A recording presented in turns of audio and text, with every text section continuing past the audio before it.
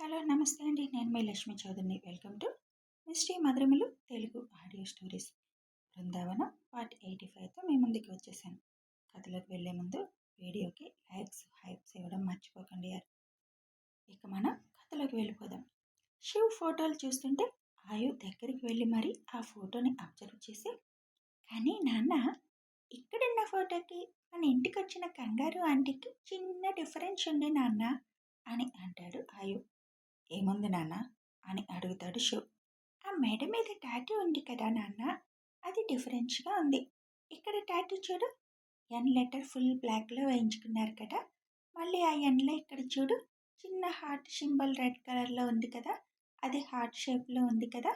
మన ఇంటికి వచ్చిన ఆంటీ ఆవిడ టాటూ మొత్తం బ్లాక్ రెడ్ కలర్ మిక్సింగ్లో ఉంది నాన్న. ఇప్పుడు ఫుల్ బ్యాక్లో ఉండి ఓన్లీ మధ్యలో చిన్న డాట్లో ఉన్న హార్ట్కి రెడ్ వాడారు. అక్కడ ఎక్కువ ఉండి చూడగానే రెడ్ కలర్ అనిపిస్తుంది. ఒకసారి సీసీ ఫుటేజ్ చూడు నాన్న, నీకు తెలుస్తుంది అంటాడు. శివ్ ఆయుని కిస్ చేసి, అవసరం లేదు, నా ప్రిన్స్వి షార్ప్ ఐస్, ఒక్కసారి చూస్తే పట్టేస్తాడు. ఇంకేమన్నా డిఫరెన్స్ ఉందా చూడు అని ఫోటో జూమ్ చేసి చూపిస్తాడు.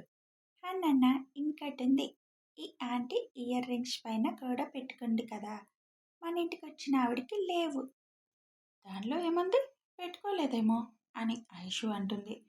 ఆహా, పెట్టుకోకపోతే హోళ్ళన్నా కనిపించాలి కదా నాన్న అని అడుగుతాడు ఆయు. అవును నాన్న, అదైతే నేను చూశాను, హోల్స్ లేవు, పైగా చిన్న స్టచ్ మాత్రమే పెట్టుకున్నారు ఆవిడ అని చెబుతుంది ఆశి. వెరీ గుడ్ నాన్న, ఒక్క నిమిషంలో నువ్వు ఇచ్చిన ఇన్ఫర్మేషన్ మనకి ఎంత ఉపయోగపడుతుంది తెలుసా అని నాయక్కి ఫోన్ చేసి, మన ఇంటికి ఇందాక వచ్చిన గెస్ట్ ఫుటేజ్ నా సెల్కి పంపించండి అని చెప్పి ఫోన్ కట్ చేసి, ఆయు, మీరు చాలా కేర్ఫుల్గా ఉండాలి, ముఖ్యంగా ఆశి, నువ్వు తొందరపడి ఏదీ చేయకు. ఇంకా నేను ఇచ్చిన గాడ్జెట్స్ అన్నీ మీ దగ్గర ఎప్పుడు ఉండాలి. ఇప్పుడు మీకు చూపించాను కదా ఫొటోస్, ఆ మొహాలు ఎక్కడన్నా కనిపించినా వెంటనే నాకు ఇన్ఫర్మేషన్ ఇవ్వాలి, అర్థమైందా అని అడుగుతాడు శివ్. ఎస్ నాన్న, ఇంకొకసారి ఆ ఫొటోస్ చూపించు అని అడుగుతాడు ఆయు. ప్రతి ఫోటోని ఒక 2 నిమిషాలు అబ్జర్వ్ చేసి, ఓకే నాన్న, డన్ అని చెప్తాడు. బుజ్జి, నువ్వు కూడా అని చెప్తాడు శివ్. ఏమైంది కన్నా, ఏదన్నా ప్రాబ్లమా అని అడుగుతుంది. బుజ్జి, ఎవరో పాత ఫ్రెండ్స్ మనల్ని పలకరించడానికి వచ్చారు. తొందరలోనే వాళ్ళకి హాయ్ బాయ్ చెప్పేద్దాం, అప్పుడు దాకా మీరు కొద్దిగా కేర్ఫుల్గా ఉండండి అని అంటాడు శివ్. ఆహా, వాడికి హెల్త్ చూడాలని ఆశగా ఉన్నట్టుంది, అందుకే నీతో పెట్టుకుంటున్నారు కదా నాన్న అని అంటాడు ఆయు. అంతే నాన్న, ఇప్పుడు దాకా ప్రశాంతంగా బతికుంటాడు, ఇప్పుడు అనవసరంగా మనతో పెట్టుకొని పైకి పార్సిల్ అవ్వాలని ఆరాటపడుతున్నాడు అని శివ్ నవ్వుతూ చెబుతాడు. అంటే ఇప్పుడు మన ఇంటికి వచ్చిన అమ్మాయి రివెంజ్ మీద వచ్చిందా అని అడుగుతుంది ఐషు. ఇంకా అర్థం కాలేదా అమ్మా, అసలు అమ్మాయి కాదు తను, డూప్లికేట్. మాకు అర్థమైంది కూడా నీకు అర్థం అవ్వలేదు ఏంటి బుజ్జమ్మా? అర్థమైంది కన్నా, కానీ అంత ధైర్యంగా ఎలా వచ్చిందో అని డౌట్ వచ్చింది. బాబాయ్ ఫ్రెండ్ కదా వచ్చింది, అతని పేరేంటి అడుగుతాడు శివ్. రమేష్ అన్నారు కన్నా. అక్కడ తను రమేష్ గారి కూతురుగా వచ్చిందిరా, ఎవరికి డౌట్ రాదు కదా. వాళ్ళకి అడ్వాంటేజ్ అయిన విషయం ఇంకోటి ఏంటంటే, ఇంతవరకు మనకి తెలియదా రమేష్ గారు ఎవరనేది. ఇదే చూడడం, ఆస్ట్రేలియాలో బిజినెస్ మ్యాన్ అని పేరు వినడమే కానీ మనకు అసలు వాళ్ళతో టచ్ కూడా లేదు. ఇన్ని సంవత్సరాల తర్వాత ఆయన ఎందుకు వచ్చారన్నది తెలుసుకుంటాను. మీరు మాత్రం కొద్దిగా కేర్ఫుల్గా ఉండండి. ఈ విషయం ఇంకా ఇంట్లో ఎవరికీ చెప్పకండి, అవసరమైతే అప్పుడు చెప్దాం, ఇప్పుడైతే ఏం చెప్పకండి అని చెప్తాడు శివ్. ఓకే నాన్న, రేపు రిసెప్షన్కి వస్తుందేమో ఈవిడ, ఒక ఆట ఆడేసుకుందామా అని అడుగుతాడు ఆయు.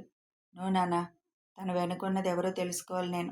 మనకు అనుమానం వచ్చినట్టు తెలిస్తే వాళ్ళు జాగ్రత్త పడతారు, మనకేమీ తెలియనట్టు ఉండడమే. మీ ఇష్టం, ఇవాళ ఆడుకున్నట్టు ఏదో ఒకటి సింపుల్గా ఆడుకోండి, టైం వచ్చినప్పుడు ఫుల్గా ఆడదాం. సరే నాన్న అని అంటారు ఇద్దరు. ఓకే, నేను ఒక ఫోన్ కాల్ చేసి వస్తాను, మీరు పదండి అని అంటాడు శివ్. ఓకే నాన్న, తొందరగా రా, ఇవాళ మార్నింగ్ నుంచి నిన్ను బాగా మిస్ అయ్యాం అని అంటారు ఇద్దరు. ఇవాళ ఇక్కడే పడుకుందరు కానీ, ఓకేనా? అని అంటాడు. ఓకే నాన్న, లవ్ యూ, లవ్ యూ మా అనుకుంటూ బయటికి వెళ్ళిపోతారు ఇద్దరు. మళ్ళీ ఏంటికన్నా, ఎవరు వీళ్ళు, మనల్ని ప్రశాంతంగా ఉండనివ్వరా, ఒక్కొక్కరిని ఇరగదీసి పడే అని అంటుంది ఐషు. నేను చూసుకుంటాను, నువ్వేం టెన్షన్ పడకు. టెన్షన్ ఏం లేదు కన్నా, నువ్వు ఉండగా నాకేంటి టెన్షన్, కానీ ఎందుకు చేస్తున్నారు అని చిన్న క్యూరియాసిటీ తెలుసుకోవడానికి. నాకు కూడా తెలియదురా, ఈసారి అసలు మెయిన్ శత్రువు ఎవరో కూడా మనకి తెలియదు. మరిప్పుడు నీకు ఇన్ఫర్మేషన్ ఎవరిచ్చారు? చీఫ్ కాల్ చేశారు. ఓహో, అయితే పాత పగలన్నమాట. అంతే అయ్యుంటుంది. అనవసరంగా వాడి బ్రతుకు బతకకుండా పగ అంటూ నీతో పెట్టుకుంటున్నారు. పోయే కాలం దగ్గరకొచ్చింది, అందుకే నీతో పెట్టుకుంటున్నారు. సరే, ఆకలేస్తుంది, తిందాం పద, మన కోసం ఎదురు చూస్తూ ఉంటారు కింద అని అంటుంది ఐషు. జస్ట్ 5 minutes రా, ఒక కాల్ చేసి వచ్చేస్తాను అని అంటాడు శివ్. ఓకే, తొందరగా వచ్చే కన్నా అని కిందకి వెళ్ళిపోతుంది. శివ్ చీఫ్కి కాల్ చేస్తాడు. హలో శివ్, ఎనీ ఇన్ఫర్మేషన్ అని అడుగుతారు చీఫ్. ఏంటి సార్, ఫోన్ చేయగానే ఇన్ఫర్మేషన్ ఇస్తానని ఫిక్స్ అయ్యారా? అంతేగా, నీకు విషయం తెలిస్తే వెంటనే వర్క్ స్టార్ట్ చేసేస్తావు కదా. నేను అడిగింది కరెక్ట్ కదా? ఎస్ సార్, ఆల్రెడీ మా ఇంట్లోకి ఎంటర్ అయ్యారు అని చెబుతాడు శివ్. వాట్, ఇంట్లోకి ఎంటర్ అయిపోయారా? అవును సార్, బాబాయ్ ఫ్రెండ్ రమేష్ అని ఆస్ట్రేలియాలో ఉంటారు. ఆఫ్టర్ 25 years తర్వాత ఇండియా వచ్చారు. బాబాయ్ని వెతుక్కుంటూ మరీ వచ్చారు. కానీ అతను కాదు క్రిమినల్, అతని కూతురు రూపంలో ఎంటర్ అయ్యింది ఒక లేడీ విలన్. ఆవిడెవరు, అతని కూతురుగా ఎందుకొచ్చింది, ఇవన్నీ మనం అర్జెంటుగా కనుక్కోవాలి సార్. మన ఎంక్వైరీ ఆస్ట్రేలియాలో స్టార్ట్ చేయాలి. రమేష్ గారి అమ్మాయి రూపంలో అంత ధైర్యంగా ఈ లేడీ ఎంటర్ అయిందంటే ఈవిడ వెనక ఎవరున్నారు అనేది మనకి కావాలి. ఇక్కడ నేను చూసుకుంటాను. ఆస్ట్రేలియా మన టీంని పంపించి రమేష్ గారికి సంబంధించిన ఇన్ఫర్మేషన్ మొత్తం కనుక్కోవాలి. అసలు ఆయన కూతురు బతికే ఉందా లేదా, ఆమెను తప్పించి ఆమె ప్లేస్లోకి వచ్చారా, లేదా ఆమెను కిడ్నాప్ చేశారా అనే విషయాలు మనకి తెలియాలి.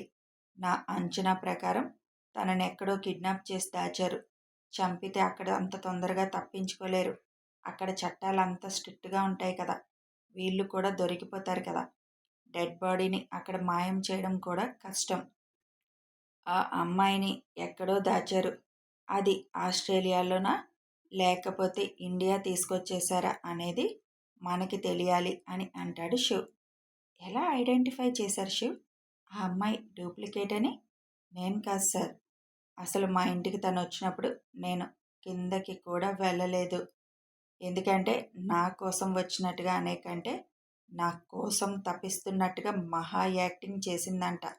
అందుకే నేను కిందకి వెళ్ళదలుచుకోలేదు. ఆయు ఐడెంటిఫై చేశాడు. మీరు పంపించిన ఫోటోలు చూసి ఇద్దరికీ మధ్య ఉన్న డిఫరెన్స్ చెప్పాడు. అరే వా, నీ కొడుకు అచ్చం నీలా ప్రింట్ దిగిపోయాడుగా. చెప్పాలంటే ఫ్యూచర్లో నిన్ను మించిపోయేవాడిలా అనిపిస్తుంది. 4 years అబ్బాయి ఒకసారి చూసి ఐడెంటిఫై చేశాడంటే నిజంగా ఎంత ఐక్యూ ఉంది. మీ మిస్సెస్ ఐక్యూ, నీ తెలివితేటలు రెండు కలగలిపి ఉన్నట్టున్నాడు నీ కొడుకు అని నవ్వుతూ అంటారు చీఫ్. ఎస్ సార్, ఇద్దరికి ఐక్యూ పవర్ ఎక్కువే ఉంది. ఏదైనా ఒక్కసారి చూస్తే ఇంకది మర్చిపోరు. మీరు చేయవలసింది ఏంటంటే ఒక 2 నెలలు నేను ఎన్ఎస్ఎస్లో ఉంటున్నట్టుగా ఆర్డర్ పాస్ చేయండి. శివాంష్గా గన్ వాడితే లెక్కలు చెప్పాల్సి వస్తుంది. అదే ఎన్ఎస్ఎస్ కమాండర్గా గన్ వాడితే ఎవ్వరికీ లెక్కలు చెప్పనవసరం లేదు అని అంటాడు శివ్. నీకు అదే కదా స్పెషల్ ఆఫర్. ఎప్పుడు అవసరమైతే అప్పుడు ఇందులోకి రావచ్చు, ఎప్పుడు వద్దనుకుంటే అప్పుడు రిజైన్ చేయొచ్చు. మీ టాలెంట్కి మాకు అవసరం కాబట్టి అది మేము మీకు ఇచ్చిన ఆఫర్. వెంటనే నీకు మెయిల్ పంపిస్తాను. From now you are on duty అని అంటారు చీఫ్. ఓకే సార్, రేపు ఒక్కరోజు కొద్దిగా బిజీ, తర్వాత 2 రోజులు ఫుల్ కాన్సన్ట్రేషన్ పెడితే మొత్తం బయటపడుతుంది. తర్వాత వాళ్ళతో మనం ఆట ఆడదాం. రేపు మాత్రం మీరు వచ్చేసేయండి. ఆ లేడీని చూద్దరు, తన గురించి మొత్తం నేను తెలుసుకుంటాను. మీ దగ్గర ఉన్న వాడితో ఎలా అయినా కొన్ని నిజాలు రాబట్టాలి. నేను ఎల్లుండి ఎర్లీ మార్నింగ్ వస్తాను. వాడి సంగతేంటో చూస్తాను అని అంటాడు శివ్. ఓకే శివ్, మీ అడ్రస్ అన్నీ మీరు తెల్లవారు లేచేలోపు మీకు అందుతాయి. థ్యాంక్ యూ సార్ అని శివ్ ఫోన్ కట్ చేసి పాకెట్లో పెట్టుకొని కిందకి వెళ్తాడు. శివ్ కిందకి దిగి గార్డెన్లోకి వస్తుండగా దివ్య శివుని చూసి భయంతో అక్కడి నుంచి వెళ్ళిపోతుంది లోపలికి. అది గమనించిన వరుణ్, అన్వేష్, ఐషు చిన్నగా నవ్వుకుంటారు. ఏంటి సార్, ఇవాళ రూమ్లోనే సెటిల్ అయిపోయారు అని అడుగుతారు కిరణ్ వాళ్ళు. మీరున్నారా ఇంట్లో? నా గురించి అడుగుతున్నారు? మేమంటే షాపింగ్ చేయడానికి వెళ్ళాం. తమరి ఫ్యాన్స్ వచ్చినా తమరు దిగలేదంట అని నవ్వుతూ అడుగుతారు కిరణ్ వాళ్ళు. వస్తానే ఉంటారు మన కోసం ఫ్యాన్స్, వచ్చిన వాళ్ళందరి కోసం దిగలేముగా అని అంటాడు శివ్.